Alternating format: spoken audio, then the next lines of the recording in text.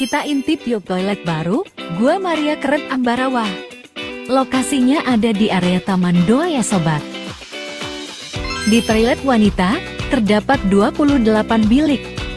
Terdiri dari 25 toilet duduk dan 3 toilet jongkok.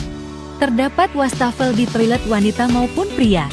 Di sebelah sini adalah pintu masuk dari belakang. Dari pintu belakang, toilet pria ada di sebelah kanan dan wanita di sebelah kiri. Toilet pria terdapat 7 bilik terdiri dari 5 toilet duduk, 2 toilet jongkok, dan 12 urinoir.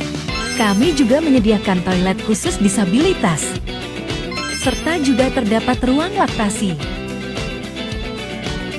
Di dalam bilik toilet sudah disediakan gantungan dan tempat sampah.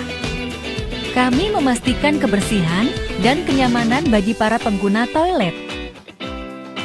Setiap setelah digunakan, tim kebersihan kami akan membersihkan toilet tersebut. Yuk sobat bantu tim kebersihan kami untuk menjaga toilet tetap bersih dan nyaman ya. Berkah dalam.